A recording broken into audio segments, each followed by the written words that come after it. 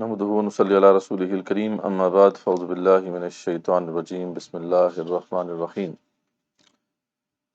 ولو انہم اقاموا التوراۃ والانجیل وما انزل الیہم من ربہم لأکلوا من فوقہم ومن تحت ارجلہم منہم امۃ مقتصدہ وکثیر منہم ساء ما یعملون صدق اللہ العظیم رب اشرح لی صدری ویسر لی امری واحلل عقدۃ من لسانی یفقہوا قولی وجعل لی وزیرا من اہلی آمین یا رب العالمین۔ جیسا کہ آپ کو معلوم ہے کہ ہمارا جو ٹاپک ہے جس پہ ہم بات کر رہے ہیں ایک دو ہفتوں سے، وہ یہ ہے کہ امت مسلمہ کے زوال کے اسباب کیا ہیں۔ ٹھیک، تو یہ بہت بڑا ٹاپک ہے، بہت سی ڈائمینشنز ہیں جو ہوتے ہیں جن کو ہمیں کور کرنا ہے۔ ڈیفینیٹلی جب امت کے زوال کے اسباب ہمیں معلوم ہو جائیں گے تو تبھی ہم پھر ان فیکٹرز کو بھی سمجھنے کے قابل ہو جائیں کہ جو امت کو اس زوال سے نکال سکتے ہیں۔ وہ کون سے عوامل ہیں پھر کہ جو اس امت کو اس زوال سے نکلنے میں مدد دے سکتے ہیں، اور ہمارے پاس جو ہے صحیح اسٹریٹجی اور وے فارورڈ کیا ہونا چاہیے۔ لیکن ڈیفینیٹلی کسی بھی پرابلم کا سلوشن پیش کرنے سے پہلے یہ ضروری ہوتا ہے کہ ہم پرابلم کو صحیح طریقے سے سمجھ جائیں۔ آج کے اس دور میں جب آپ دیکھتے ہیں کہ امت مسلمہ میں اس والے سے سوچ بالکل ناپید ہو چکی ہے، مطلب سب لوگ جو ہیں زیادہ تر فکر کس کی کر رہے ہیں کہ میں پرسنلی کیسے جو ہے سکسیسفل ہو جاؤں۔ ٹھیک ہے، نفسا نفسی کا عالم ہے نا، یہی اصل میں جو جدید تہذیب کی یلغار ہوئی ہے ہمارے اوپر، اس نے سب سے بڑی چیز تباہ کر دی ہے ہماری، وہ یہی چیز ہے کہ جسے ہم کہتے تھے کولیکٹیو تھنکنگ، یعنی مسلمان جو ہے، آپ اصل میں تو یہ فرمایا نا کہ مسلمان جو ہے وہ اس طریقے سے جزو لا ینفک کی طرح ہے، اس امت کے ساتھ اس کا جو تعلق ہے وہ بدن کے ساتھ اس کا ہے کہ اگر ایک اس میں جو ہے تکلیف ہوتی ہے تو پورے بدن میں تکلیف ہوتی ہے۔ تو امت مسلمہ کے عروج کا جو اصل معاملہ تھا وہ یہی تھا کہ ہماری جو سوسائٹی تھی اس کے اندر ہر شخص کو اپنی نہیں پڑی ہوئی تھی، بلکہ ہر شخص جو ہے وہ امت کا سوچتا تھا کہ امت کیسے جو ہے وہ بہتری کی طرف آگے جائے۔ لیکن آج کیا سوچ ہے کہ میں کیسے سکسیسفل ہو سکتا ہوں۔ اس لیے آپ دیکھتے ہیں کہ جو ہماری قوم کے جو لیڈرز ہیں یا قوم کے جو بھی ٹیچرز ہیں وہ بھی یہی سکھا رہے ہیں، how to survive in these times. ٹھیک، ہمیں یہ تو پریشانی ہے کہ ہمارے بچے صحیح طریقے سے پڑھ لکھ جائیں، ہمارے بچوں کی پرورش صحیح طریقے سے ہو جائے، لیکن یہ سوچ آپ کو نہیں ملے گی کہ امت کے بچے جو ہے صحیح پڑھ لکھ جائیں، امت کے بچے جو ہے ان کی صحیح تربیت ہو جائے۔ تو سب سے بڑا سبب تو یہی ہے جہاں سے ہم معاملہ شروع کر سکتے ہیں کہ یہاں سوچ جو ہے اب وہ انفرادی ہو چکی ہے، کلیکٹیو سوچ کا فقدان ہے۔ تو اس ماحول کے اندر ہم جب اس کی بات کرتے ہیں تو یہ ٹاپک ذرا لوگوں کے لیے وہ ایلین سا فیل ہوتا ہے کہ یار یہ مطلب یہ کوئی کہیں سنا نہیں ہم نے یہ ٹاپک کہ زوال کے یعنی امت مسلمہ کے زوال کے اسباب ہم جانیں۔ ٹھیک ہے، علامہ اقبال رحمۃ اللہ علیہ نے بڑی خوبصورتی سے اس مسئلے کو واضح کیا تھا کہ یہ تو عام لوگوں کا حال ہے کہ وہ بھی ان کی سوچ جو ہے وہ انڈیویجول ہو گئی ہے، لیکن قوم کے جو لیڈرز ہوتے ہیں، تھنکرز ہوتے ہیں، جن میں سب سے بڑا رول جو ہے وہ علماء کا ہوتا ہے۔ امت مسلمہ میں علماء کا ایک بڑا رول ہے کہ وہ گائیڈ ہیں قوم کے۔ تو اقبال فرماتے ہیں کہ ان کی سوچ کیا ہو گئی ہے کہ قوم کیا چیز ہے، قوموں کی امامت کیا ہے، اس کو کیا سمجھے بیچارے دو رکعت کے امام۔ ٹھیک ہے، یعنی جن کو دو رکعت سے زیادہ سوچنے کا پتہ ہی نہیں ہے، تو ان کو کیا پتا کہ قوموں کی امامت کیا ہوتی ہے۔ یہ جو بڑے بڑے ائمہ کرام جن کا ہم نام آج سنتے ہیں، جن کا نام تاریخ میں زندہ ہے، امام ابو حنیفہ سے شروع کریں اور امام مالک، امام شافعی، امام احمد بن حنبل رحم اللہ علیہم، یہ کیوں امام بنے تھے؟ صرف ایک ہی وجہ تھی کہ قوم کے بارے میں سوچتے تھے۔ احمد بن حنبل رحمۃ اللہ علیہ کو جب وہ مار پڑی نا، جس کے بارے میں کہا جاتا ہے اگر ہاتھی کو بھی پڑھتی تو ہاتھی بھی بول اٹھتا. جب وہ بڑا فتنہ کھڑا ہو چکا تھا معتزلہ کی طرف سے کہ قرآن جو ہے وہ مخلوق ہے، تو امام کھڑے ہو گئے. ان کو معلوم تھا کہ اگر یہ عقیدہ قوم میں عام ہو گیا، قوم تباہ ہو جائے گی. ڈٹ گئے، بہت ماریں کھائیں، لیکن یہ ہے کہ اس بات کو قبول نہیں کیا اور یہی کہتے رہے کہ نہیں، قرآن اللہ کا کلام ہے، یہ اللہ کی مخلوق نہیں. تو تبھی امام کہلائے. یہ جو محدثین کرام ہیں، انہوں نے جو معجزہ کر دکھایا، کسی قوم کی تاریخ جو ہے اس طریقے سے پرزرو نہیں کی گئی جس طریقے سے، جس انہماک کے ساتھ امت مسلمہ کی تاریخ کو پرزرو کیا گیا. آج جب غیر مسلم اس پورے معاملے کو دیکھتے ہیں تو وہ دنگ رہ جاتے ہیں کہ یعنی تاریخ کو ایسے مرتب کیا گیا کہ ایک ایک قول کے اوپر بعض اوقات سینکڑوں روایتیں موجود ہیں، چھان پھٹک کی گئی. کریٹیکل بایوگرافیز ہیں، لکھی گئی ہیں. تقریباً جو ہے اسماء و رجال کا جو علم ہے، اس کے اندر لگ بھگ جو ہے 4 سے 5 لاکھ لوگوں کی کریٹیکل بایوگرافیز کو جمع کیا گیا ہے، جو راوی ایسے. اور پھر اس کی گریڈیشن کی گئی کہ جناب یہ اتھینٹک ہے، یہ اس سے کم اتھینٹک ہے، یہ ضعیف ہے، and so on and so forth. ان لوگوں نے اتنا بڑا علم کیسے ایجاد کر لیا؟ وہ کیا سوچ تھی کہ جو ان کے ذہن پہ سوار تھی؟ اپنی ذاتی سوچ تھی؟ ذرا امیجن کریں، کیا امام مسلم جو ہے ان کو ذاتی کو مسئلہ تھا جس کی وجہ سے انہوں نے اتنی محنت کی؟ امام بخاری ہیں، امام جو ہے ابو داؤد ہیں، اس تمام لوگ جو لوگ تھے بڑے بڑے ہمارے ائمہ کرام، ان کی یہی سوچ تھی کہ امت کی رہنمائی ہو جائے، امت تک اس طریقے سے جو ہے وہ حدیث رسول صلی اللہ علیہ وسلم کا جو ہے پیغام پہنچ جائے. تو یہ چیز جو ہے ہمارے ہاں آج ناپید ہے. لیکن جیسے فرد جو ہے وہ بیمار ہو جاتا ہے، فرد جو ہے وہ بھی بوڑھا ہو جاتا ہے، اور پھر اس کے بعد فرد جو ہے وہ مر جاتا ہے، فوت ہو جاتا ہے.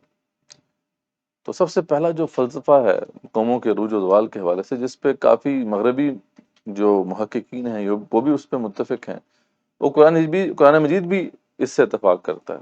وہ یہ کہ قوموں کا بھی یہی معاملہ ہے، تہذیبوں کا بھی یہی معاملہ ہے کہ تہذیبیں جو ہے پیدا ہوتی ہیں تو سوچ ختم ہو گئی نا، کولیکٹیو سوچ نہیں ہے، ایگزسٹ نہیں کرتی. تو ہم ظاہری بات ہے کہ جب یہاں پہ اس موضوع کے اوپر بات کرتے ہیں تو تبھی یہ کوئی ایلین سا موضوع لگتا ہے کہ یار یہ کیا بات ہے. ہاں، ہمارے پرسنل کوئی فائدے کی چیز بتاؤ، کیریئر کاؤنسلنگ کے حوالے سے کوئی لیکچر دو، کوئی پیرنٹنگ کے حوالے سے لیکچر دے دو، کوئی جو ہے وہ کیا کہتے ہیں ہیلدی لائف سٹائل کے اوپر لیکچر دے دو. لیکن یہ کیا یار، آپ امت کے بارے میں بات کر رہے ہیں، ہمیں کیا لینا دینا امت سے؟ ہمیں تو بس اتنا کنسرن ہونا چاہیے کہ ہم خود اچھے مسلمان بن جائے. یعنی خود مسلمانوں بھی یہی سوچ ہے، یہ ہم ان کی بات نہیں کر رہے جو کہ دین سے بے بہرا ہیں. وہ تو ظاہری بات ہے، ان کی تو سوچ ہے ہی مطلب وہ جو خود پسندی پر بس وہ مبنی ہے، لیکن یہ ہے کہ خود غرضی پر مبنی ہے. لیکن یہ ہم بات کر رہے ہیں مسلمانوں کی، جو اچھے مسلمان ہیں وہ بھی کیا سوچ رہے ہیں کہ یار میں اچھا مسلمان کیسے بن جاؤں، میں اپنی ذاتی حیثیت میں کس طریقے سے جو ہے وہ اسلام کے اوپر جو ہے وہ کاربند رہوں اور ایک ہیلدی اور مسلم لائف سٹائل جو ہے وہ اپنا لوں. تو ظاہری بات ہے جب ہر بندہ جو ہے یہی سوچے گا کہ یار مجھے تو اپنی فکر کرنی ہے، تو ظاہری بات ہے پھر امت کا تو برا ہی حال ہونا ہے نا. جب اس کے بارے میں سوچ ہی کوئی نہیں رہا، وہ خانہ ہی خالی ہے. ہاں جی، نہ تو قوم کے استاد، نہ قوم کے تھنکرز، نہ قوم کے اسکالرز اس حوالے سے سوچ رکھتے ہیں، تو پھر قوم تو پھر ایسی رہے گی نا جو جس حالت میں ہے. یہ تو بہرحال جو ٹاپک ہے اس لیے ہم نے اس کو چنا ہے کہ یہ سب سے امپورٹنٹ ٹاپک ہے. اسلام کا کانسیپٹ ہی یہی ہے، یہاں ہر فرد جو ہے وہ سوچتا ہے. کیا کہا تھا علامہ اقبال؟ ٹھیک ہے، فرد قائم ربط ملت سے ہے تنہا کچھ نہیں، موج ہے دریا میں اور بیرون دریا کچھ نہیں. حالانکہ یہ بات بالکل ابس ہے کہ ایک بندہ انڈیویجول سوچ رکھ کے پراسپرس ہو سکے. خود سوچے نا کہ سارا ماحول ہی خراب ہو تو وہ اپنی ذاتی ویل بینگ بھی کو بھی انشور نہیں کر سکتا. یعنی یہ ایک ایسی بات ہے نا کہ یہ ہو نہیں سکتا. ٹھیک ہے. تو فرد قائم ربط ملت سے ہے تنہا کچھ نہیں، موج ہے دریا میں اور بیرون دریا کچھ نہیں. جیسے موج جو ہے، ویو جو ہوتی ہے، اس کی حیثیت جو ہے سمندر کے اندر ہی ہوتی ہے، اس کو باہر نکال دو تو پانی ہے بس. اس طرح ایک فرد کی حیثیت بھی ہے، فرد اکیلا تو کچھ نہیں کر سکتا. ہاں، وہ جب ربط قائم کرتا ہے اپنے ساتھ لوگوں کے ساتھ، اپنے جو فیلو جو سٹیزنز ہوتے ہیں، تو اس سے پھر اس کا وجود جو ہے وہ اسٹیبلش ہوتا ہے. تو اس لیے یہ جو ہے بہت امپورٹنٹ ٹاپک ہے جس کو ہم نے تفصیل سے دیکھنا شروع کیا ہوا ہے. ہم نے کچھ چیزیں پہلے کور کی ہیں، لیکن آج کوشش ہم کریں گے کہ ایک سمری بھی ہو جائے جو ابھی تک ہم نے دیکھا ہے، اور کچھ مزید انسائٹس بھی ہم آپ کے سامنے رکھیں گے. تو سب سے پہلے تو ہم نے یہ دیکھا تھا کہ مورخین کا کیا اس والے سے موقف ہے. پھر اس کے بعد ہم نے قرآن و سنت کا موقف جو ہے وہ ضمناً دیکھا تھا. آج ہم ذرا تفصیل میں جائیں گے. اور تیسری پھر جو چیز میں نے ایڈ کی ہے اس میں وہ یہ کہ جو شاعر مشرق ہیں علامہ اقبال رحمۃ اللہ علیہ، جو کہ ایک بہت بڑا جینیس اللہ تعالیٰ نے ہمیں عطا کیا، لیکن ہماری خوش قسمتی بھی ہے اور بد قسمتی بھی ہے. خوش قسمتی اس لیے کہ اتنا بڑا ذہن اللہ تعالیٰ نے ہمیں عطا کیا، اور بد قسمتی یہ کہ ہم نے اس سے استفادہ نہیں کی. تو علامہ اقبال رحمۃ اللہ علیہ کی کیا نگاہ ہے اس والے سے، وہ کیا کہتے ہیں اس موضوع پہ. تو انشاءاللہ اس طرح ہم جو ہے اس پورے جو موضوع کا احاطہ کریں گے. تو سب سے پہلے جو تھوڑا ہم نے مختصراً پہلے دیکھا تھا کہ مورخین اس کے بارے میں کیا کہتے ہیں. ٹھیک ہے نا. ویسے تو اوورآل اگر دیکھا جائے تو تمام مورخین جو ہیں مختلف فیکٹرز بیان کرتے ہیں. وہ کہتے ہیں کہ کئی جو ہے مطلب کسی بھی قوم کے زوال کے حوالے سے اگر دیکھا جائے تو کئی معاشی پہلو ہوتے ہیں، کئی سیاسی پہلو ہوتے ہیں، کئی عسکری پہلو ہوتے ہیں، ملٹری ایسپیکٹس ہوتے ہیں، کئی جو ہے ثقافتی پہلو ہوتے ہیں، کلچرل پہلو ہوتے ہیں، جغرافیائی پہلو ہوتے ہیں، پھر ٹیکنالوجی کے حوالے سے جو ہے کئی فیکٹرز ہوتے ہیں. لیکن اب ہم اسپیسیفکلی دیکھتے ہیں کہ مختلف جو بڑے مورخین ہیں وہ اس حوالے سے کیا کہتے ہیں. تو اس حوالے سے جب ہم بھی دیکھتے ہیں، جب بھی ہم دیکھتے ہیں تو ہمیں سب سے بڑا نام جو نظر آتا ہے وہ پہلے ابن خلدون کا نظر آتا ہے. ابن خلدون جو تھے وہ بہت بڑے سوشل سائنٹسٹ تھے، بلکہ سوشل سائنسز کی کہتے ہیں کہ بنیاد انہوں نے ڈالی، ویسٹرن اسکالرز تو بعد میں آئے. تو ابن خلدون نے اس پہ بہت لکھا ہے. ان کی جو کتاب ہے مقدمہ، اس کے اندر بڑی تفصیل سے انہوں نے اس پہ بحث کی ہے کہ قومیں کیسے عروج پاتی ہیں، زوال پذیر کیوں ہوتی ہیں. تو وہ جو کچھ فیکٹرز بیان کرتے ہیں اس میں ایک فیکٹر وہ کہتے ہیں کہ قومیں جو ہیں ان کا عروج ڈپینڈنٹ ہوتا ہے اسبا کے اوپر. اسبا کیا چیز ہے؟ وہ کہتے ہیں کہ اسبا وہ چیز ہوتی ہے کہ جو کسی بھی جگہ رہنے والے لوگوں کو منسلک کرتی ہے ایک دوسرے کے ساتھ، جوڑتی ہے. ٹھیک ہے نا. جیسے ماڈرن پولیٹیکل سائنس، جدید پولیٹیکل سائنس میں کہتے ہیں سینٹری پیٹل فورس، یعنی وہ چیز جو جوڑنے والی فورس ہے. ٹھیک ہے. پرانے وقتوں میں یہ فورس جو ہے یہ لسانی بھی ہو سکتی تھی. اس کی بنیاد جیسے فار ایگزامپل اب عرب نیشنلزم، یہ بہت بڑی ایک سینٹری پیٹل فورس ہے ان لوگوں کے لیے جو عربی بولتے ہیں. ٹھیک ہے. یعنی کامن زبان وہ شیئر کرتے ہیں نا. ایک ایسی چیز ہے جو کہ گوند کا کام کرتی ہے، وہ جوڑنے کا کام کرتی ہے. تو ان کے لیے، عربوں کے لیے، وہ عربی زبان ہے. اس طریقے سے آپ دیکھ لیں کہ ایرانیوں کے لیے وہ ایرانین لینگویج بھی ہے، پرشین لینگویج بھی ہے، اور اس کے ساتھ ساتھ پرشین جغرافیہ بھی ہے. یعنی وہ ایران جو ہے وہ مطلب کئی صدیوں سے، کئی ہزار سالوں سے جو ہے وہ ایک تہذیب رہا ہے. ٹھیک ہے. تو ان کے لیے دو سمجھ لیں کہ سینٹریپیٹل فورسز ہیں ایرانینس کے لیے. ٹھیک ہے. اس طریقے سے آپ دیکھتے ہیں کہ جو چائنیز ہیں، اب ان کی بھی آپ دیکھیں گے زبان بھی ہے، تہذیب بھی بڑی پرانی ہے، جغرافیہ بھی بڑا پرانا ہے. تو آپ دیکھیں گے کہ جو بھی اسٹرانگ نیشنز ہوں گی دنیا کے اندر، ٹھیک ہے، ان کے اندر اسٹرانگ عصبیت ہوگی، اسبا ہوگا. ٹھیک ہے جی، یہ بڑی چیز میٹر کرتی ہے. اور جب یہ ویک ہو جائے تو پھر کیا ہوتا ہے؟ پھر قوم جو ہے وہ زوال کا شکار ہو جاتی ہے. جیسے آپ دیکھیں یورپ جو ہے، یورپ میں کبھی بھی ایک اسبا نہیں تھا. یورپ جو ہے اس کے اندر کئی نسلیں ہیں.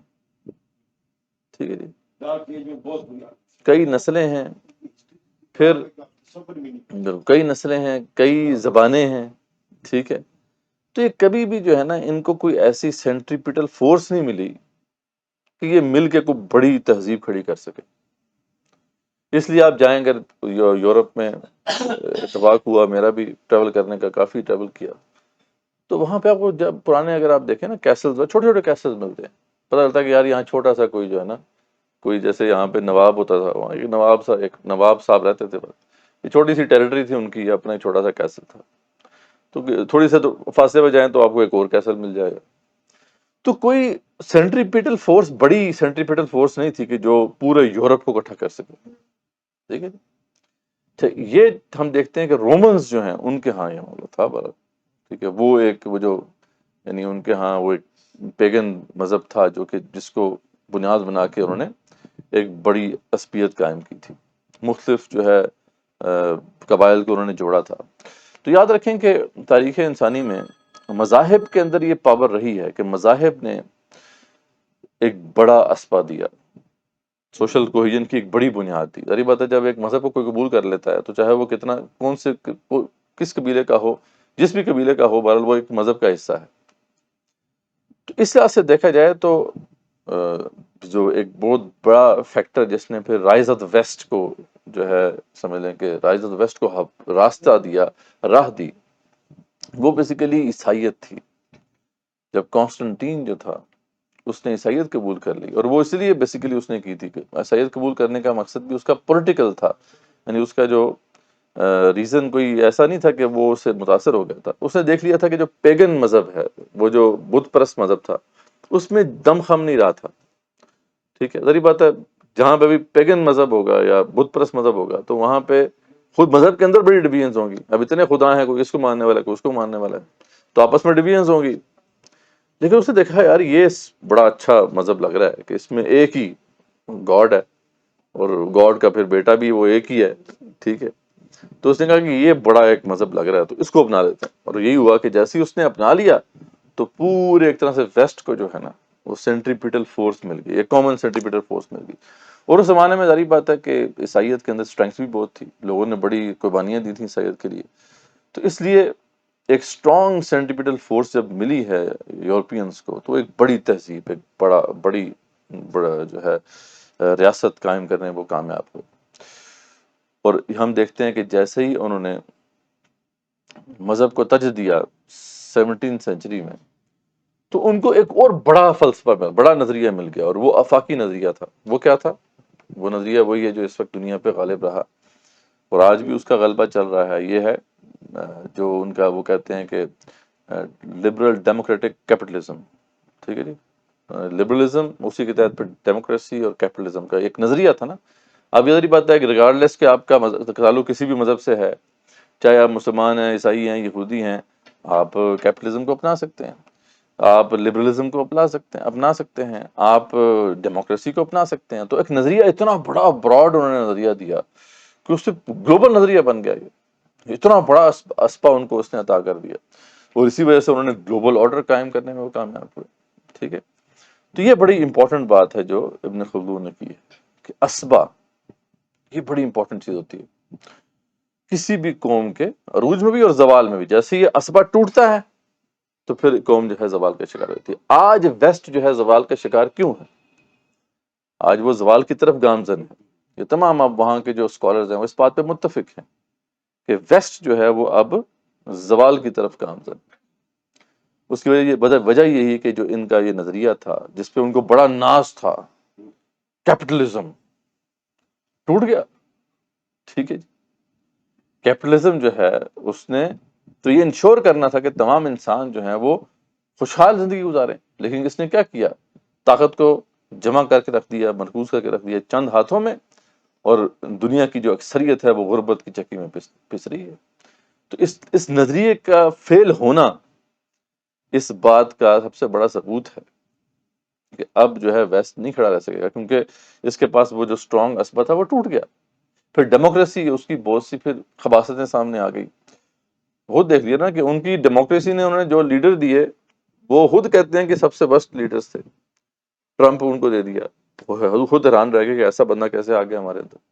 ادھر بورس جانسن آ گیا، اور کئی جگہ پہ تو مسخرے آ گئے، مطلب باقاعدہ وہ کامیڈین جو تھے، یوکرین کا جو اس وقت یوکرین کا جو ہیڈ ہے وہ باقاعدہ مطلب وہ تھا، کامیڈین تھا، مراسی تھا.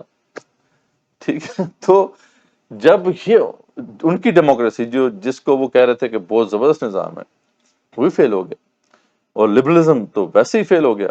ٹھیک ہے نا، اس پہ تو بڑی کتابیں لکھی ہیں، وائی لبرلزم فیلڈ. ٹھیک ہے، تو اب وہ اسبہ ٹوٹ گیا ہے. اب اس لیے دیکھتے ہیں وہاں پہ اب ہمیں یونٹی نظر نہیں آ رہی. ٹھیک ہے، امت مسلمہ کی تاریخ دیکھیں تو اس میں بھی آپ کو یہ نظر آتا ہے کہ سب سے بڑا جو نظریہ دیا تھا جو دین اسلام نے، وہ اسلام کا نظریہ تھا، نظریہ توحید. وہ اتنا بڑا نظریہ ہے کہ پوری دنیا کو وہ جمع کر سکتا ہے اپنے اندر. رسول اکرم صلی اللہ علیہ وسلم کا جو نظریہ تھا، وہ جو اسبہ تھا، وہ جو سینٹریپیٹل فورس تھی، وہ اتنی بڑی سینٹریپیٹل فورس ہے. پوری دنیا میں رہنے والا ہر انسان جو ہے اس کے اندر سمو سکتا ہے. تو اس لیے مسلمانوں کو گلوبل آرڈر نصیب ہوا. بعد میں وہ کہتے ہیں کہ ابن خلدون کہتے ہیں کہ اس نظریاتی جو عصبیت ہے اس کے اندر کچھ کمزوری ہو گئی. تو پھر بھی ایک بڑا اسبہ موجود تھا، وہ تھا عرب نیشنلزم. اس نے سپورٹ کیا. جب ہمارا نظریہ کمزور ہو گیا تو پھر عرب نیشنلزم نے جو ہے سپورٹ دی، اور پھر بھی امت مسلمہ جو ہے وہ چلتی رہی. لیکن آہستہ آہستہ خیر معاملہ آگے بڑھتا گیا اور ہم زوال کا شکار ہوتے گئے. تو یہ بڑا ایک فیکٹر ہے. سمجھ آ گیا آپ کو کہ اسباب. پھر وہ کہتے دوسرا وہ کہتے ہیں کہ مضبوط سیاسی قیادت.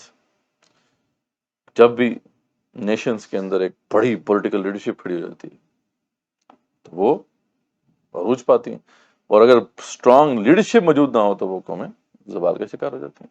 ٹھیک ہے، وہی تھے منگولز جو تاریخ میں کبھی بھی ان کو حکومت نہیں ملی.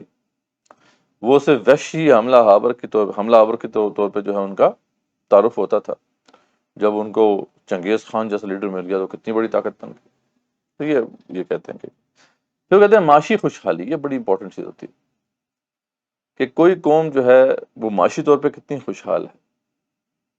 ٹھیک ہے، بہت بات ہے، یہ ڈیپینڈ کرتا ہے کیپیبلٹی کے اوپر کہ اس قوم کے اندر کتنی کیپیبلٹی ہے کہ وہ جو موجودہ ریسورسز ہیں، جو وسائل ہیں، ان کو بہترین طریقے سے کیسے بروکار لے کے آتی ہے، ان کو استعمال کرنا کیسے جانتی ہے. تو جو قوم یہ سیکھتی ہے، اس کے پاس یہ کیپیبلٹی ہوتی ہے، وہ عروج پاتی ہے. اور جب اس کے اندر کیپیبلٹی ختم ہو جاتی ہے تو وہ زوال کا شکار ہو جاتی ہے. ٹھیک ہے جی. علامہ اقبال کا ایک بڑا خوبصورت شعر وہ یاد آ رہا ہے اس حوالے سے. وہ کہتے ہیں کہ خدائی اہتمام خشک و تر ہے، خدا بندہ خدائی درد سر ہے. کہ خدائی یعنی بادشاہت کیا ہے کہ اہتمام خشک و تر، خشکی اور طریقہ بہترین اہتمام کرنا، یہ ہے بادشاہ، یہ ہے دنیا کی حکومت. یہ کیپیبلٹی جس کے پاس ہوگی کہ وہ خشکی اور طریقہ بہترین انتظام کرنا جانتا ہے، وہ قوم از خود لیڈر بن جائے گی اس دنیا میں. اقبال نے کہا تھا نا، یہاں فقط سر شاہی کے واسطے ہے کلا. شاہین کا سر ہوگا تو پھر کلا رکھا جائے گا. ٹھیک ہے، گدھ کے اوپر، گدھ کے سر پہ جو ہے وہ تاج نہیں رکھا جائے گا. اللہ نے اپنی اس دنیا کو سنوارنا ہے، تو اللہ یہ کام اسی کے سپرد کرے گا جو سنوارنا جانتے ہیں. جن کو یہ کیپیبلٹی نہیں ہے کہ یہاں کے وسائل کو کیسے استعمال کرنا، ان کو اللہ نے یہ دنیا کی قیادت سیادت دے کے دنیا تباہ کروانی ہے. تو بڑی اہم بات ہے کہ وہ کیپیبلٹی ہونا کہ جو ریسورسز ہیں ان کو بہترین طریقے سے. اب خود تو سوچ رہے ہیں نا، ابھی اس وقت امت مسلمہ ہم تو بڑے روتے ہیں جی، ہم سے چھن گیا سب کچھ ہے جی، کہ ہم نے تیرے لیے سب کچھ کیا، توحید کے علم بلند کیے، یہ کیا وہ کیا. تو اللہ تعالیٰ سے وہی گلہ کر رہے ہیں اللہ تعالیٰ، لیکن آج ہم ذلیل ہو رہے ہیں. تو نے کیا صلاح دیا ہمیں؟ تو یہ ہم اپنے آپ کو دیکھیں تو صحیح کہ بالفعل آج ہمیں اس امت مسلمہ کو اللہ تعالیٰ لیڈرشپ دے دیتے ہیں اس دنیا کی. 7 بلین پلس آبادی ہے اس دنیا کی، 7 بلین لوگوں کا انتظام سنبھالنا ہے، اور وسائل کتنے بڑے بڑے ہیں، پانی ہے، ہوا ہے، سورج ہے، کتنے وسائل ہمارے پاس آ چکے ہیں، پیٹرول ہے، مطلب ان سب کا انتظام کرنا ہم جانتے ہیں؟ کیا خیال ہے؟ ہم اپنے ملک کا انتظام نہیں سنبھال پا رہے، ہم وہ 23 دفعہ جا چکے نا آئی ایم ایف کے پاس جانے کا مطلب کیا ہوتا ہے کہ ساڑھے کو کچھ نہیں ہو رہا جی تسی سنبھالو، ٹھیک ہے؟ آپ پتا نا کہ ہر محلے میں ایک وہ ایسا بندہ ہوتا ہے کہ جو جس نے سب کے پیسے دینے ہوتے ہیں جی، اور ہوتا بھی وہ نوسر باز ہے، پیسے لے کے اس نے ہفتے میں اڑا دینے ہوتے ہیں، ہفتے بعد پھر وہ اس نے مانگنا ہوتا ہے، ٹھیک ہے، صحیح ہے نا؟ اور سب کو یقین ہوتا ہے کہ اس کو ہم نے لاکھوں روپے بھی دے دیے تو اس نے وہ بھی اڑا دینے ہیں، اس کے حالات بدلنے والے نہیں ہیں۔ اس میں ذرا اور آپ چیز ایڈ کر لیں کہ وہ صاحب جو ہیں جن کی بات ہم کر رہے ہیں ان کو اسلحہ رکھنے کا بھی شوق ہے، ٹھیک ہے جی، جو بھی پیسے ان کو ملتے ہیں یا تو ویسے اشیاء کر کے اڑا دیتے ہیں یا پھر وہ اسلحہ خرید لیتے ہیں۔ اب جو محلے کے لوگ ہیں وہ اسی لیے اس کو تھوڑا دے دلا کے رکھتے ہیں کہ ایسے نقصان نہ کر دے لوگوں کا۔ اس وقت عالم اقوام جو ہیں، جو دنیا کی جو اقوام، ان کے سامنے پاکستان کا جو امیج ہے نا، امیج کیا بلکہ جو پاکستان کی اصلیت ہے، حیثیت ہے، وہ اس بندے سے زیادہ بہتر نہیں ہے، ٹھیک، وہ اس کو دے دلا اس سے یار پھٹ نہ جائے بھائی کہ اس کو،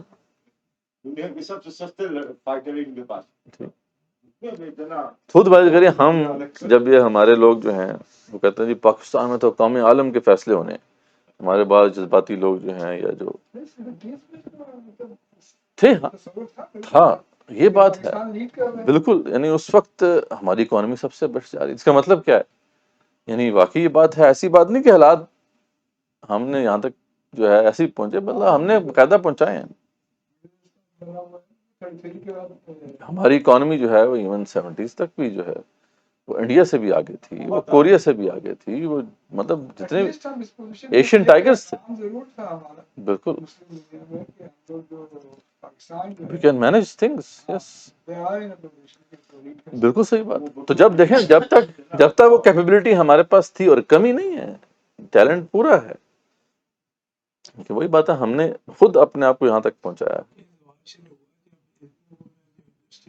نیشنلائزیشن ہوئی اس کی، بہرحال کمر جو ہے توڑ کے رکھتی، لیکن کہنے کا مقصد یہ ہے کہ میں خود آپ کو سادہ سی بات آپ کے سامنے رکھ رہا ہوں، جو ابن خلدون یہاں بات کر رہے ہیں، کہ ذرا امیجن تو کریں کہ اس وقت امت مسلمہ کو اگر اس دنیا کی قیادت دے دی جائے، یہ 7 بلین لوگوں کا جو ہے نا بیڑا غرق کا کرتے ہیں، تو اللہ تعالیٰ نے لاج رکھی ہوئی ہے، سیدھی سیدھی بات، دعائیں ہم بڑی مانگتے ہیں، اللہ تعالیٰ وہ اس لیے قبول نہیں کرتے، تو تمہیں دے دیا تو تم نے تو حال برا کرنا ہے، پہلے اپنے آپ کو شاہین کا سر تو بناؤ، تاج تیار ہے، دیکھیں اللہ کو محبت نہیں یاد رکھیں، اللہ تعالیٰ واللہ لا یحب الظالمین، اللہ کو ظالموں سے کوئی محبت نہیں، یہ نہ کبھی تم سوچنا کہ اللہ کو ظالموں سے محبت ہے، کیسے ہو سکتا ہے اللہ تعالیٰ دہریوں کو قیادت دے دے دنیا کی؟ لیکن اس کی وجہ ہے کہ ہم اس قابل نہیں، اور پھر وہ ابن خلدون کہتے ہیں کہ ثقافتی جو آپ کی اچیومنٹس ہوتی ہیں، مطلب آپ کا آرٹ کیسا ہے، آپ کے فنون لطیفہ کیسے ہیں، وہ جتنے آپ کے ریفائنڈ ہوں گے، یعنی آپ نے کتنا اچھا قسم کا لٹریچر جنریٹ کیا ہے، آپ نے کتنے اچھے قسم کی جو ہے دیگر فنون لطیفہ جو ہے جنریٹ کیے ہیں، تو یہ بھی ایک بڑا فیکٹر ہوتا ہے، اور جب قوم کے ذریعے کیونکہ یہ چیز جو ہے یہ سمبل ہوتا ہے قوم کی جو تکنیکی صلاحیت کا، یا قوم کے اندر جو انوویٹو سوچ ہے، انوویٹو تھنکنگ ہے، وہ موجود ہے، ان کے ذریعے نیا پیس آف آرٹ لے کے آنا، اس کے لیے ایک کریٹو تھنکنگ چاہیے، تو وہ کہتے ہیں کہ جب یہ چیز نہیں رہتی تو پھر آہستہ آہستہ پھر وہ قومیں زوال کی طرف چلے جاتی ہیں. اور پھر ایک سب باتوں میں وہ کہتے ہیں کہ یہ بات تو اپنی جگہ پہ ہے ہی، جیسے افراد کا معاملہ ہے کہ وہ پیدا ہوتے ہیں، بڑے ہوتے ہیں، بوڑھے ہو جاتے ہیں، پھر مر جاتے ہیں، اس طرح قوموں کا بھی معاملہ ہوتا ہے. یہ ایک سائیکلک پروسیس آف ہسٹری ہے، ہر عروج کو زوال ہے. ٹھیک ہے، تو یہ ہوگا، یعنی کوئی ایسا نہیں ہو سکتا کہ ایک تہذیب جو ہے وہ غالب ہی رہے. اللہ تعالیٰ کا یہ معاملہ ہے، اوپر نیچے اللہ تعالیٰ کرتے رہتے ہیں. تو یہ ابن خلدون کا نظریہ ہے. ٹھیک ہے، پھر ہم دیکھتے ہیں ٹوائن بی، ایک بہت بڑا جو ہے ہسٹورین ہے. وہ کہتا ہے کہ کوئی بھی جب قوم عروج پاتی ہے تو اس کے بھی یہ ریزن ہوتا ہے، اور زوال کا بھی یہی فیکٹر ہوتا ہے. اگر یہ فیکٹر نکال دیں تو زوال کا شکار ہو جاتی ہے قوم. وہ یہ کہ ایک قوم کے اندر کریٹو مائنورٹی ایگزسٹ کرتی ہے، پیدا ہو جاتی ہے. ایک ایسی اقلیت پیدا ہوتی ہے جو کریٹو تھنکنگ کرتی ہے. ٹھیک ہے، ایک ایسا گروہ ہوتا ہے. پورے سوسائٹی کس طرف جا رہی ہے یہ میٹر نہیں کرتا. ٹھیک ہے، لیکن یہ میٹر کرتا ہے کہ ان کے پاس وہ جو اقلیت ہے، جو سوچنے والی اقلیت ہے، وہ موجود ہے کہ نہیں. اور اگر وہ موجود نہ رہے تو پھر قوم نہیں چل سکتی. یعنی اسے کہتے ہیں brain trust of the society. یعنی ہر سوسائٹی کا ایک برین، جیسے ایک انسان جو باڈی ہے اس کا بھی ایک، ہاں وہی جو تھنک ٹینک جسے آپ کہہ لیں، جو سوچنے والے لوگ ہوتے ہیں، ان کی آپس میں ایک سینرجی ہوتی ہے، اور وہ مل کے جو ہے پرابلمس کو سالو کرنے کے قابل ہوتے ہیں. تو یہ اسے برین ٹرسٹ کہتے ہیں آف دا سوسائٹی. اب وہ برین ٹرسٹ ہو ہی نہ، بڑی بات ہے جب کسی بندے کا دماغ اڑ جائے گا تو وہ تو پاگل ہو جائے گا. ایسے ہی سوسائٹی کا بھی معاملہ ہوتا ہے. جب وہ برین ٹرسٹ جو ہے اس کے اندر انحطاط آ جاتا ہے تو پھر یہ سوسائٹی جو ہے زوال کا شکار ہو جاتی ہے.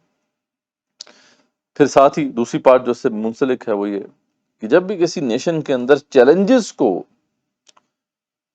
جو ہے چیلنجز سے نبرد آزما ہونے کی کیپبلٹی موجود ہے، یعنی جو پرابلمز ان کے سامنے آ رہے ہیں ان کو وہ سالو کرنے کی کیپبلٹی رکھتے ہیں، تو پھر وہ عروج پہ رہتے ہیں. اور جب ان پرابلمز کو وہ سالو نہیں کر پاتے تو پھر ظاہر بات ہے وہ زوال کا شکار ہو جاتا ہے. اگین اس کا بھی تعلق اسی کریٹو مائنورٹی سے ہے.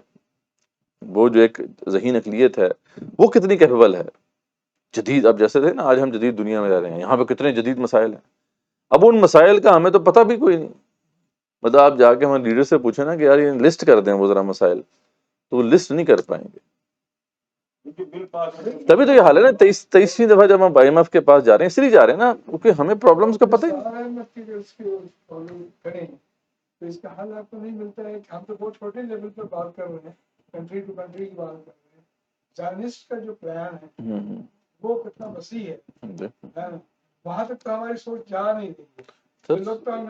آپ نے جو بات کی، سوچ کیسے جائے گی جب ہم تو فرد سے، اپنے آزاد سے باہر نہیں نکل رہے.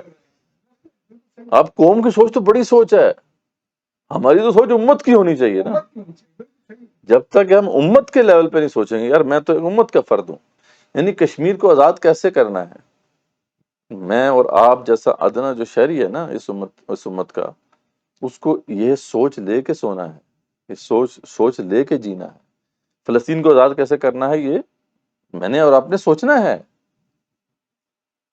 اس امت کے جتنے غربا ہیں ان کو غربت سے نکالنا، یہ ہم نے اس پہ سوچنا ہے. یہ عراق اور شام اور لیبیا میں جو مسلمان جو ہیں برباد ہو رہے ہیں، ان کے بارے میں ہم نے سوچنا ہے بھائی.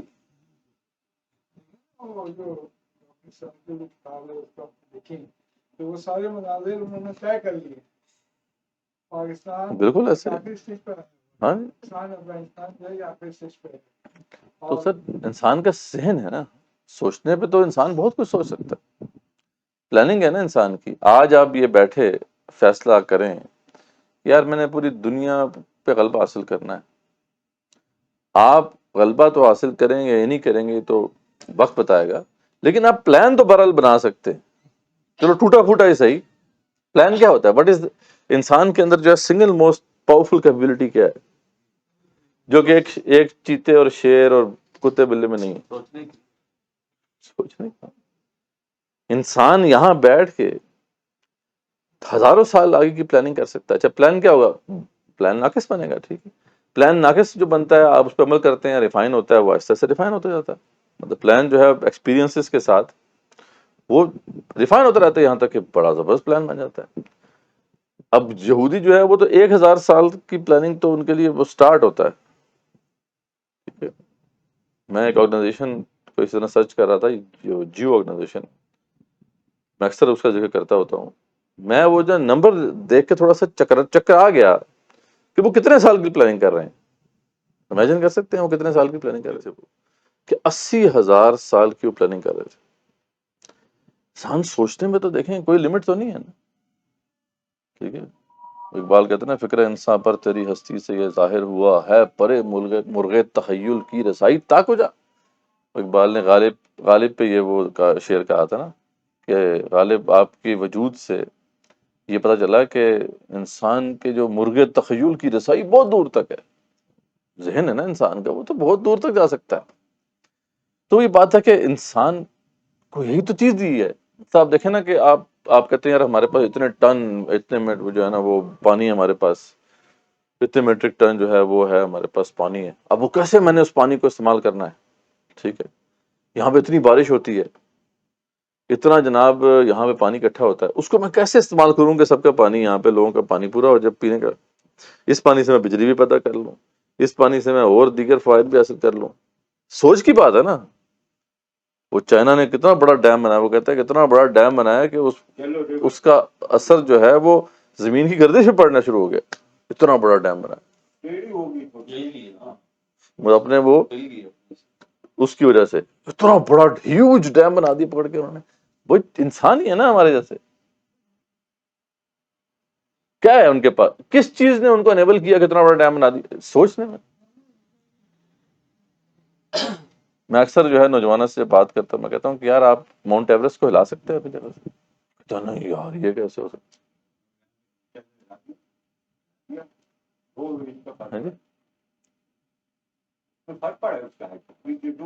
انسان کی لمٹ سے باہر تو کچھ بھی نہیں، یہ کیپبلٹی جو اس کے پاس ہے، لیکن ہم نے سوچنا نہیں. تو وہ کہتے ہیں کہ وہ جب تک یہ سوچنے والے لوگ ہوتے ہیں کسی قوم کے پاس تو قوم روز پاتی ہے، جب یہ سوچنے والے لوگ ختم ہو جاتے ہیں تو قوم. کسی کا بھی مطلب یہ ہے کہ کیٹو کو ہلایا، یا آپ سوچ ڈائریکشن جو ہے آپ کیٹو کو بھی لا سکتے ہیں. کیا کرنا ہے آپ نے؟ نہیں آپ باقاعدہ لا سکتے ہیں. وہ چڑیوں نے اتنا بڑا ڈیم، زمین کی جو حرکت ہے اس پہ اثر ڈال دیا بھائی. آپ کیا کہہ رہے ہیں؟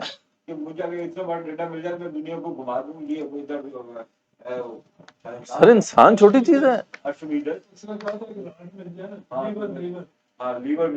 ابھی وہ کیا ہے، وہ سوچ، وہ کہتے ہیں مارس پہ جا کے ہم نے رہنا ہے آگے. سوچ دیکھیں نا کہ مارس پہ جا کے ہم نے آبادی بنانی ہے. سوچ چیک کریں. مارس پلانٹ ہے جو دوسرا مریخ، وہ کہتے ہیں مریخ پہ جا کے ہم نے آبادی بنانی ہے. کبھی ہمارے ذہن میں خیال آیا؟ تو بات وہی ہے کہ جب یہ سوچ ہی نہیں ہے، اس کی پھر پلاننگ کیوں ہوگی؟ مطلب ہمیں پلان تو یہ ہے کہ میں اپنی زندگی جیسے اچھی گزار لوں، بس اس سے آگے میری سوچ ہے ہی نہیں، یا میرے بچے صحیح طرح پل جائیں بس. مطلب کارل مارکس حالانکہ کافر تھا، دریا تھا اس کے وہ مطلب جو ہے نا سوانے ہے، اس میں اس کے کہتے ہیں کہ کوئی 7 کوئی بچے تھے تو 4 تو بھوک کی وجہ سے مارے گئے. اور اس کا ایک جو بچہ جب مر رہا تھا نا، اس کا واقعہ بڑا ویسے انٹرسٹنگ ہے کہ وہ گھر آتا ہے اور اس کی بیوی کہتی ہے کہ تیرا بچہ جو ہے نا مر رہا ہے، کچھ پیسے جمع کیے ہوتے ہیں اس نے کہ جا تو فارمیسی میں جا، وہاں سے کچھ دوائی لے کے آ. اچھا وہ فارمیسی نہیں جاتا، پرنٹنگ پریس جاتا ہے، کوئی پمفلیٹس چھپواتا ہے، بانٹ کے آ جاتا ہے، اور کچھ دیر بعد اس کا بچہ جو ہے وہ مارا جاتا ہے. اس کی بیوی اس سے تانا دیتی ہے تو کتنا سنگ دل باپ ہے، تیرے سے بڑا سنگ دل باپ نہیں ہو سکتا. تو نے بچے کو سسکتے ہوئے مرتے ہوئے دیکھا اور تو نے اس کی مدد نہیں.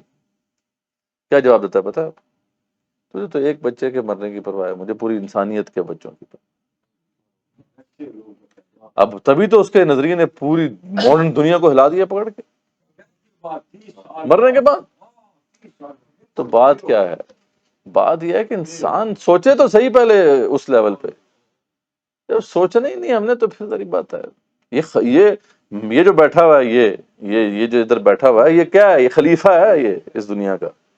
یہ چھوٹی موٹی چیز نہیں ہے. مطلب وہ سوچے نا کہ ایک افسر ہو بہت بڑا، اس کو پوزیشن بھی ملی ہو، یعنی پورے بڑے علاقے کا وزیر اعظم ہو، ٹھیک ہے، اور اس کو پوزیشن بھی ملی ہو، لیکن کر وہ خاکرو بھی کر رہا ہو. اب لوگ کہیں یار آپ کو پتا ہے اس کے پاس کتنی پاور ہے، لیکن وہ اس کو خود پتہ نہیں ہے اس کے پاس کتنی پاور. پھر وہ کہتے ہیں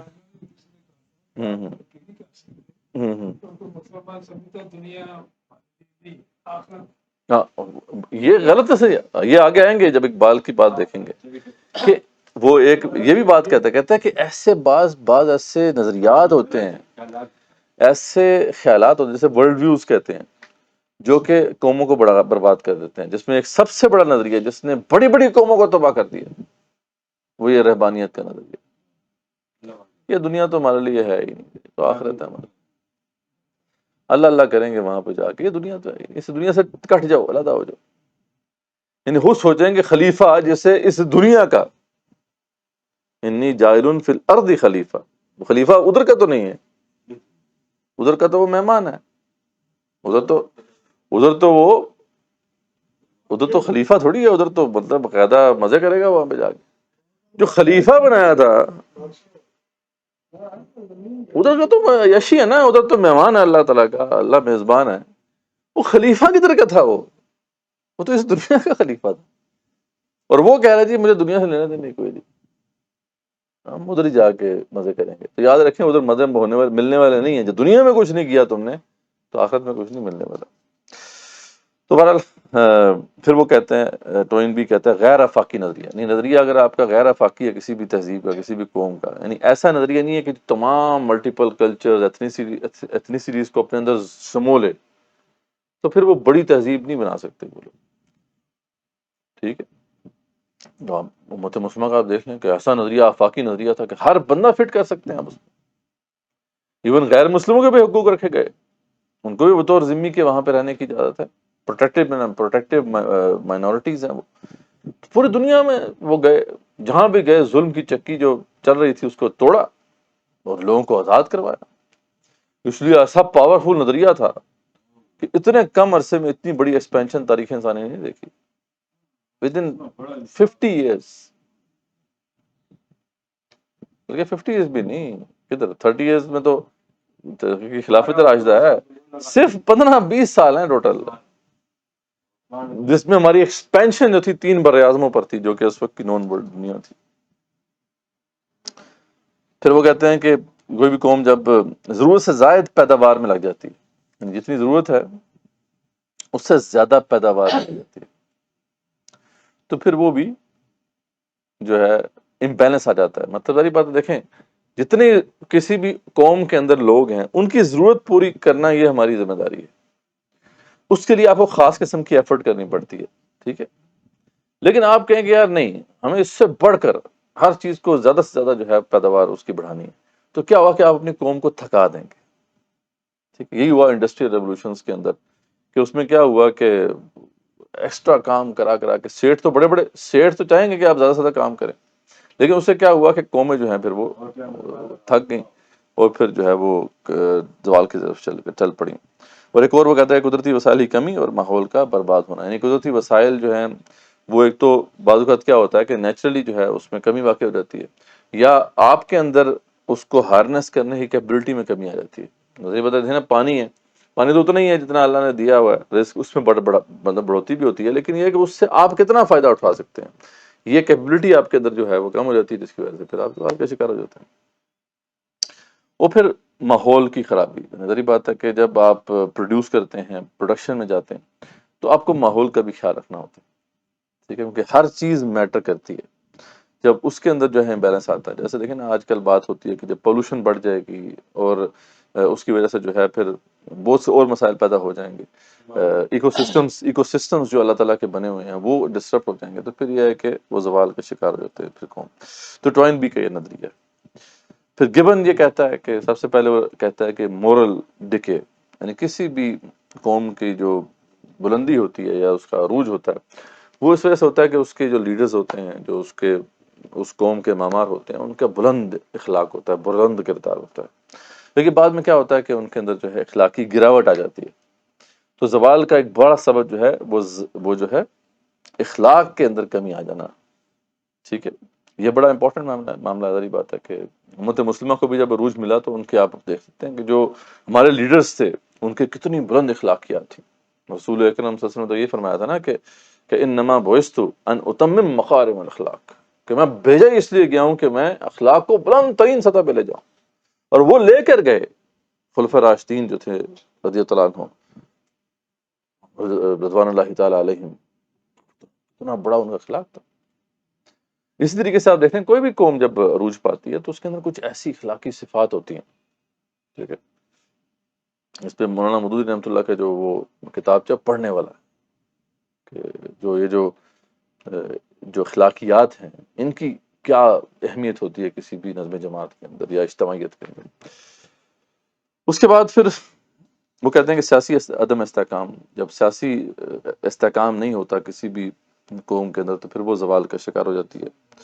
پھر وہی اس نے بھی وہی بات کی، ہاں جیسے پاکستان میں آپ دیکھ لیں کہ ڈفرینسز ہیں، پولیٹیکل انسٹیبلٹی ہے، معاشی بدحالی. اس نے یہی بات کی کہ کتنی کیپیبلٹی آپ کے پاس ہے کہ آپ اچھی معیشت کھڑی کر سکتے ہیں. اور وہ میں نے بتایا آپ کو کہ کس سے وہ لنکڈ ہے کہ آپ کے پاس کتنی کیپیبلٹی ہے کہ آپ وہاں کے جو ریسورسز آپ کے پاس ہیں ان کو مینج کر سکیں بہتر طریقے سے.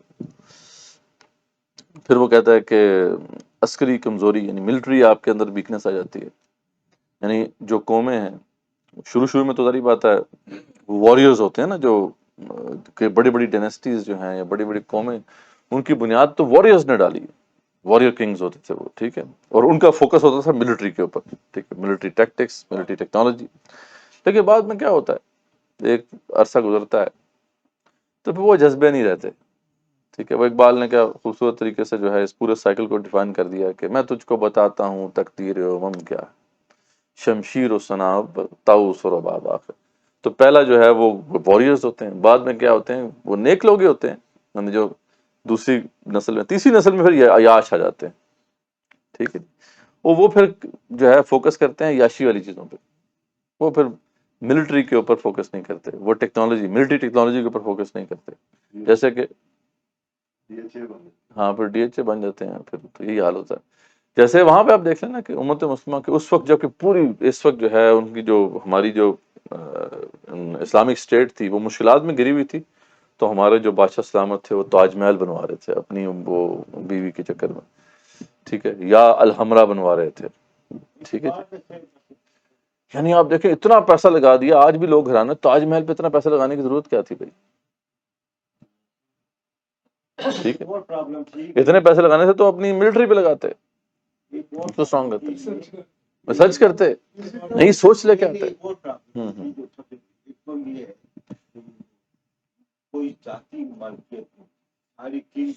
کن کی ملکیت تھی؟ صحیح، ہاں صحیح بات، بالکل صحیح بات. یہ بڑی اہم بات ہے، اس پہ ہم آئیں گے کہ پرائیویٹ پراپرٹی کی کیا امپورٹنس تھی. خیر اس کے بعد وہ کہتے ہیں کہ جو طاقتور بیرونی حملہ آوروں کی وجہ سے جو ہے قومیں کمزور ہوتی تھیں. جیسے آپ پتہ ہے کہ رومنز جو تھے وہ باربیرینز کے حملوں سے کمزور ہوئے، یعنی بعض اوقات اللہ مسلط کر دیتے ہیں نا، جس کا ذکر وہ جو پہلا پوائنٹ بتایا آدمی کی بری، وہ اس بات سے لنک کر گیا جو بھی بالکل طاقتور کے آنا لنک کر گیا. بالکل صحیح بات، بالکل صحیح بات کہ جب وہ ہاں آپ کے پاس ملٹری ٹیکنالوجی اتنی ایڈوانس یا اسٹرانگ نہیں ہے کہ ان طاقتور حملہ آوروں سے آپ نمرد آزما ہو سکیں، تو ظاہری بات ہے پھر یہ آپ کو کمزور کریں گے. تو باربیرینز جو تھے وہ بڑی پاورفل فورس تھی، اس نے رومنز کو پھر ہلا کے رکھ دیا.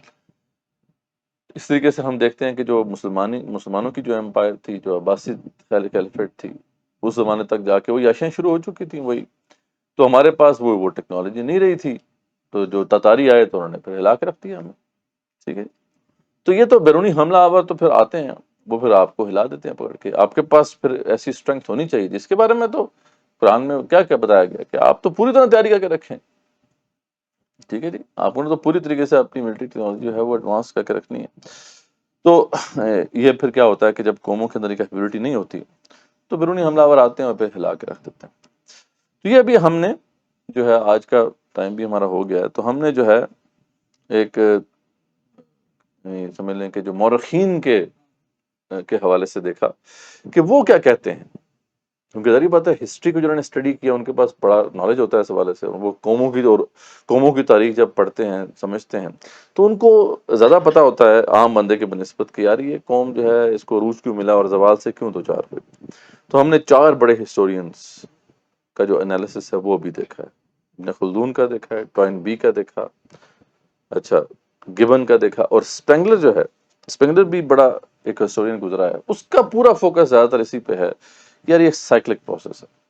وہ یہی کہتا ہے جیسا کہ ابن خلدون نے بھی کہا تھا کہ قوموں کا عروج و زوال بہرحال یہ ایک تاریخی حقیقت ہے، قومیں عروج پاتی ہیں، زوال سے دوچار ہوتی ہیں، اور یہ سلسلہ چلتا رہتا ہے، ٹھیک ہے۔ اور وہ یہی کہتا ہے کہ ہر قوم کا کوئی ایک قوم کی ایک یونیکنیس ہوتی ہے، اس کا یونیک کلچر ہوتا ہے، اس کی ایک یونیک آئیڈیالوجی ہوتی ہے، ہاں وہ ایک سرٹن ٹائم تک اس کا ایک مطلب غلغلہ ہوتا ہے، لیکن آہستہ آہستہ کیا ہوتا ہے کہ پھر بیٹر اس سے جو ہے بہتر نظریات پر آ جاتے ہیں۔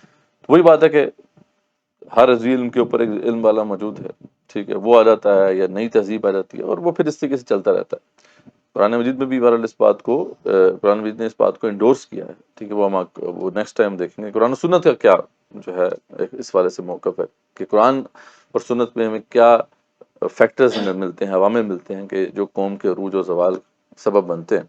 لیکن بہرحال یہ 4 جو ہم نے جو ہے جو بڑے ہسٹورینز ہیں ان کی نگاہ سے دیکھا کہ قومیں جو ہے وہ زوال کا شکار کیوں ہوتی ہیں اور پھر عروج کیوں پاتی ہیں، اور اسی کے کانٹیکسٹ میں اب امت مسلموں کو بھی آپ دیکھ سکتے ہیں، اور ہم نے بیچ بیچ میں جو ہے اس پہ تبصرہ بھی کیا کہ ہم دیکھتے ہیں کہ تقریباً تمام فیکٹرز جب بھی یہ ہسٹورینز جو ہیں انالیسس کرتے ہیں تو یہ ایک کمپلیکس ریئلٹی کا انالیسس کر رہے ہوتے ہیں، تو کوئی اس نگاہ سے دیکھ رہا ہوتا ہے، کوئی دوسری نگاہ سے دیکھ رہا ہوتا ہے، آپ ان سب کو اکٹھا کر کے دیکھیں گے تو آپ کو کافی ہولسٹک پکچر ملے گی۔ تو اس لیے ہم دیکھتے ہیں کہ امت مسلمہ کے زوال کے اسباب میں یہ سب چیزیں آپ کو نظر آئیں گی۔ وہی تفرقہ بازی، اس کا ذکر ہم نے پہلے کیا تھا کہ شروع سے ہی ہم نے دیکھا کہ ایک بڑی ڈیوائیڈ ہوگی شیعہ سنی ڈیوائیڈ، چلو ٹھیک ہے جی، شیعہ سنی ڈیوائیڈ ایسی جو بھی یہودی وہ بیج تھا جو بویا گیا، اور اس کے بعد پھر ہمارا جو ہے معاملہ آج تک وہ سنبھل نہیں سکا، ہاں وہ پانی بھی دیتے رہتے ہیں۔ پھر دوسرا جو بڑی ڈیوائیڈ ہوئی وہ بنو امیہ اور بنو ہاشم کی ڈیوائیڈ تھی۔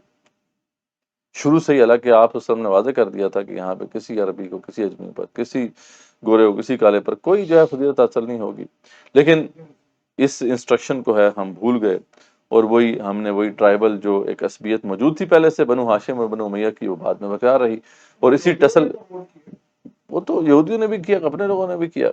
تو بہرحال یہ وہ دوسری بڑی ڈیوائیڈ ہوگی، اور آگے چل کے جو ایک اور ظلم ہوا وہ عربی اور اجمی کی ڈیوائیڈ ہو گئی، ٹھیک ہے۔ یعنی یہ 3 بڑی ڈیوائیڈز جو ہیں وہ اس وقت سے شروع ہوئی آج تک چل رہی ہیں، ٹھیک ہے۔ اس سے آگے تو پھر آپ کو پتا ہے کہ پھر ڈویژن وہ جو ہے نا وہ تو بڑھتی چلے گی نا، تقسیم در تقسیم۔ اب تو وہ سنیوں میں بھی پھر آگے 7-8 فرقے ہو گئے، شیعوں میں بھی فرقے ہو گئے، پھر ہمارے یہ جو فرقے ہو گئے سیاسی فرقے جو نیشن سٹیٹس بن گئیں، تو ڈویژن جو ہے وہ اب تو بہت زیادہ ایگزسٹ کرتی ہے۔ تو یہ بڑا فیکٹر ہے کسی بھی قوم کے زوال کا، تو ہم دیکھتے ہیں کہ امت مسلمہ کی تاریخ میں یہ سب فیکٹرز آپ کو ملتے ہیں۔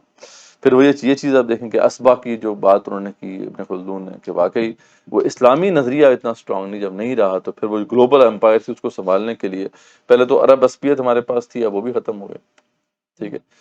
تو اب جب دنیا کے اندر جو ہے بعد میں پھر ترک عصبیت آئی، وہ جو ترک نیشنلزم تھی اس نے کسی حد تک سہارا دیا، لیکن پھر وہ بھی چلے گئے دنیا سے۔ آج حال کیا ہے ہمارا، نہ تو ایک زبان ہے، نہ تو ایک رنگ ہے، ٹھیک ہے، نہ ہی ایک اچھا امت مسلمہ کا تو کمال ہی ہے نا کہ یہ تو ایک ایسی سوسائٹی ہے اس میں ملٹی ایتھنک ملٹی جو ہے وہ جسے کہتے ہیں نا کہ لنگول سوسائٹی ہے، لینگویجز بھی ڈفرینٹ ہیں، ایتھنیسٹیز بھی ڈفرینٹ ہیں۔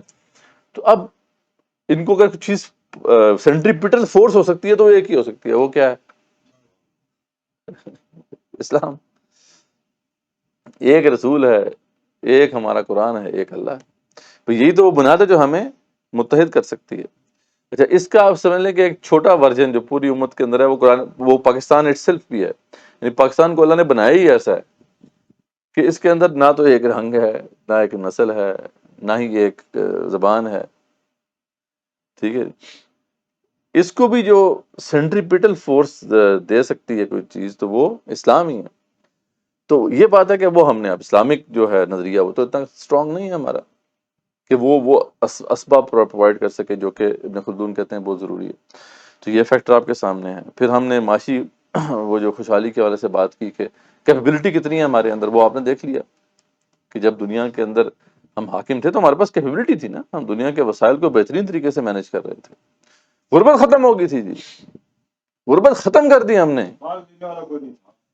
مطلب بیت المال میں مال پڑا ہوا لینے والا نہیں رہا، اتنا بہترین انتظام کر دیا.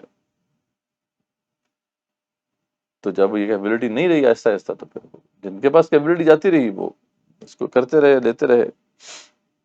پھر ہم نے جو ہے ثقافتی کارنامے اگر دیکھیں تو وہ ہم نے بہترین لٹریچر پروڈیوس کیا، ٹھیک ہے. بلکہ اسلامی جو تہذیب تھی وہ تو علم دوست تہذیب تھی.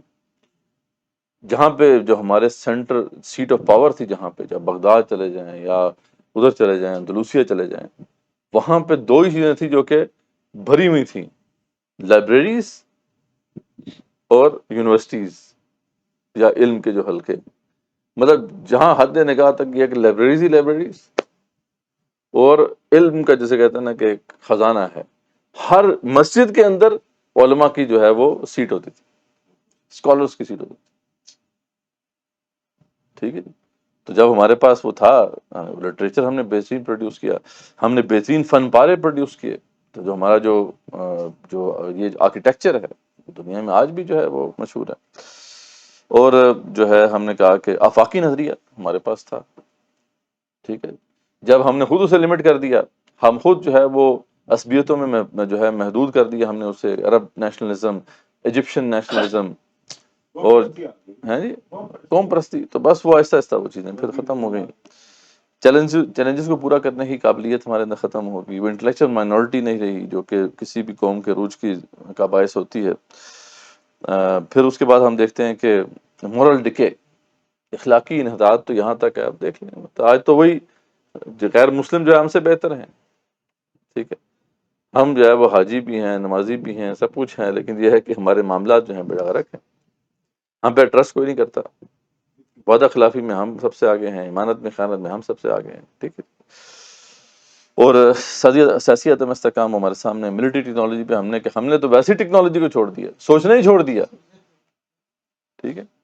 یعنی کسی قوم کے اندر جب سوچ ہی ختم ہوگی، اور اس کو سب سے بڑی ہوا دی کس نظریے نے؟ وہی نظریہ جو بڑی بڑی قوموں کو تباہ کر چکا، رہبانیت، ٹھیک ہے. تیرے علم و ادب سے کیا کہتے ہیں اقبال کہتے ہیں کہ تیرے علم و ادب سے آ رہی ہے بو رہبانی، تیرے علم و ادب سے بدبو آ رہی ہے رہبانیت کی. تیرا جو اس وقت کا جو علم و ادب ہے اس کے اندر تو رہبانیت کی بو آ رہی ہے. یہی ہے مرنے والی امتوں کا حال میں پیری. یہی ہوتا ہے جب قومیں مر رہی ہوتی ہیں تو یہی ہوتا ہے، ان کے ساتھ رہبانیت جو ہے وہ پروان چڑھ جاتی ہے. اس نے ہمارا اتنا برا حال کیا کہ ہم نے انٹلیکچوئل انکوائری کو بالکل چھوڑ دیا، سوچنا ہی چھوڑ دیا. کیونکہ یہ واجہ سے یاد رکھیں کہ جو قوم کسی نہ کسی مذہب سے اس کا تعلق ہوتا ہے نا، تو جو نظریہ اس کا اپنے عقیدے سے متعلق ہوتا ہے وہی اس کا اوور آل ایٹیٹیوڈ بن جاتا ہے. کیونکہ ایک مسلمان یا مذہبی قوم کے لیے سب سے امپورٹنٹ اس کا نظریہ ہی ہوتا ہے، اس کا عقیدہ ہوتا ہے. ہمارے عقیدے سے متعلق ہمارا نظریہ کیا ہے کہ یہ آنکھیں بند کر کے ہم نے مان، بلائنڈ فیتھ. تو جب یہ ہم اپنے عقیدے کے متعلق ہمارا نظریہ ہے تو پھر ہم نے ویسے کیا سوچنا ہے. اس لیے آپ دیکھیں کہ کوئی پیر فقیہ کھڑا ہو جائے، پویں کپڑے اتار کے بھی کھڑا ہو جائے، اس کو پیر بنانے میں کوئی مسئلہ نہیں ہے اس کو. اور پڑھے لکھے سمجھدار لوگ اس کو پیر بنا کے بیٹھے ہوں. جب یہ ہمارا مزاج ہے تو ہم نے کیا خاک سوچنا ہے، کیا خاک پلانی کرنی ہے. تو بہرحال یہ سارے فیکٹرز جو ہم دیکھ رہے ہیں کہ جو آپ کو نظر آ رہے ہیں کہ امت مسلمہ کے زوال کے ہمیں نظر آتے ہیں. انشاءاللہ نیکسٹ جو ہے ہمارا قرآن و سنت کی بنیاد پر ہم دیکھیں گے، اور پھر آگے ہم دیکھیں گے کہ علامہ اقبال رحمۃ اللہ علیہ اس والے سے کیا کہتے ہیں، تاکہ جو ہے اس پورے بڑے تصور کو ہم اچھی طرح سمجھ سکیں.